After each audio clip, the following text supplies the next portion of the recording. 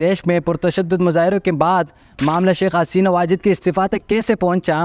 हाँ, अहम बात यह है शेख हसीना कैसे ताकतवर रहनुमा बनी, सियासी कैरियर में उन्होंने क्या हासिल किया। बंगाल मादरी मिल्लत इस्लामिया जमहूरियत पाकिस्तान के रहने वालों, मैं हूं निसार खान। बांग्लादेश के वज़ीर शेख हसीना वाजिद ने गुज़िश्ता एक माह से जारी पुरतशद्दुद एहतजाज के बाद कल वो अपने ओहदे से मुस्ताफ़ी हो चुकी हैं और अपना मुल्क छोड़कर हिंदुस्तान जा चुकी हैं। जुलाई में सरकारी नौकरी में कोटा सिस्टम के ख़िलाफ़ शुरू होने वाले तलबा की तहरीक में अब तक की मजमूई तौर पर 300 से ज़्यादा अफराद हलाक हो चुके हैं और मुल्क भर में कर्फ्यू नाफिज कर दिया गया। इस्तीफ़ा के बाद मुल्क की फ़ौज के सरबराह ने कौम से खिताब में कहा है कि मुल्क में अबूरी हुकूमत कायम की जाएगी, जिसके लिए बातचीत जारी है। उन्होंने कहा है कि हमारे साथ ताउन करें, हम साथ मिलकर एक बेहतरीन मुस्तकबिल का संगी बुनियाद रखेंगे। ख्याल रहे कि गुज़िश्ता रोज़ शेख हसीना वाजिद ने कानून नाफिज करने वाले इदारे के इजलास के बाद एक बयान दिया था कि मुजाहिरीन तलबा नहीं बल्कि दहशतगर्द हैं जो मुल्क को इंस्टेबिलिटी की तरफ लेके जा रहे हैं। बांग्लादेश में पुरतशद्दुद मुजाहिरों के बाद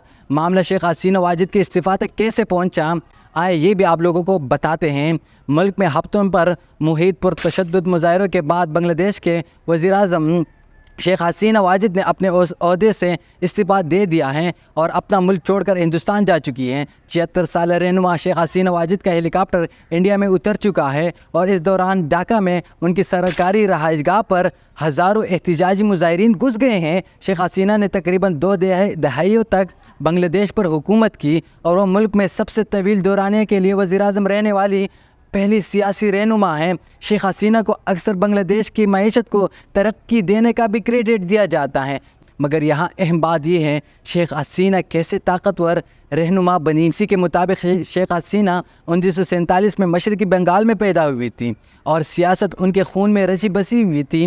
वो कौम परस्त रहनुमा शेख मुजीबुर रहमान की साहिबजादी हैं, जिन्हें बांग्लादेश का बंगला बंधु यानी बाबाए कौम करार दिया जाता है। उनकी क़यादत में ही बांग्लादेश पाकिस्तान से अलहदा हुआ था और वो 1971 में मुल्क के पहले सदर बन चुके थे। उस वक़्त से ही शेख हसीना ने ख़ुद को ढाका यूनिवर्सिटी में एक स्टूडेंट रहनुमा के तौर पर मनवा लिया था। सन 1975 में फ़ौजी बगावत के नतीजे में शेख मुजीबुर रहमान और उनके ख़ानदान के मुतअद्दिद अरकान को कत्ल कर दिया गया था।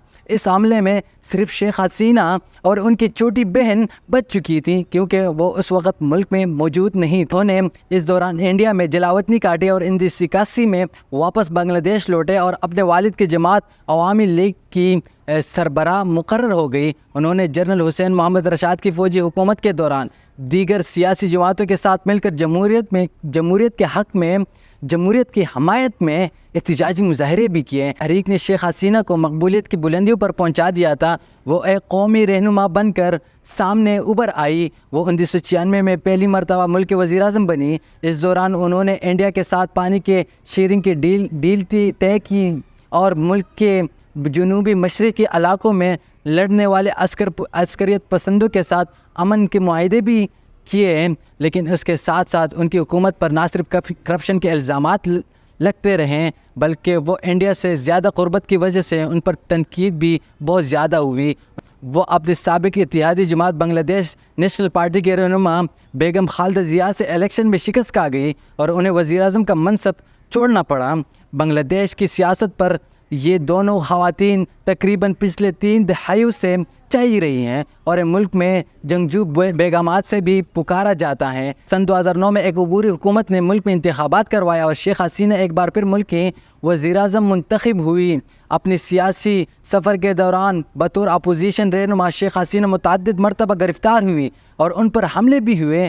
सन 2004 में एक ऐसे ही हमले के सबब उनकी क़ुव्वती गोयाई मुतासिर हुई। मरतबा उन्हें मुल्क बदर करने की भी कोशिश की गई और मुबैना करप्शन के सबब उन पर अदालती मुकदमात भी कायम किए गए। मगर यहाँ अहम बात यह है सियासी कैरियर में उन्होंने क्या हासिल किया। बांग्लादेश का शुमार दुनिया के सबसे ज़्यादा गरीब ममालिक में होता था, लेकिन सन 2009 के बाद शेख हसीना की क़यादत में मुल्क की मईशत में बेहतरी आई और मुल्क की मईशत बहुत तेज़ी से तरक्की करने लगी।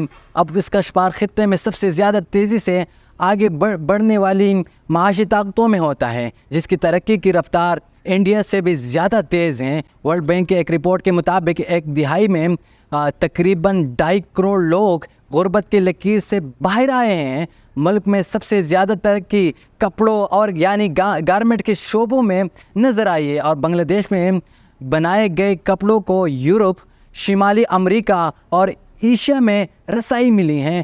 ملک اپنی دولت قرضوں اور غیر ملکی اداروں سے معاونت کا استعمال کرتے ہوئے شیخ حسینہ نے بڑے ترقیاتی منصوبے شروع کیے ہیں، جن میں 2 ارب 90 کروڑ ڈالر کی لاگت سے بننے والا پتما برج بھی شامل ہے، مگر کل ان کی حکومت کو ایک طلبہ تحریک کے مطالبے نے ختم کر دیا۔ دوسری جانب بنگلہ دیش کے صدر نے کوٹہ مخالف تحریک کے رہنما کی جانب سے الٹیمیٹم دیے جانے کے بعد ملک کے پارلیمان کو بھی تحریر کر دیا ہے۔ طلبہ تحریک کی جانب سے اس ضمن میں 3 بجے تک کا ڈیڈ لائن دیا گیا تھا، اور ایسا نہ کرنے کی صورت میں سخت رد عمل کی دھمکی بھی دی گئی تھی۔ اب تک کے لیے اتنا ہی، اللہ حافظ۔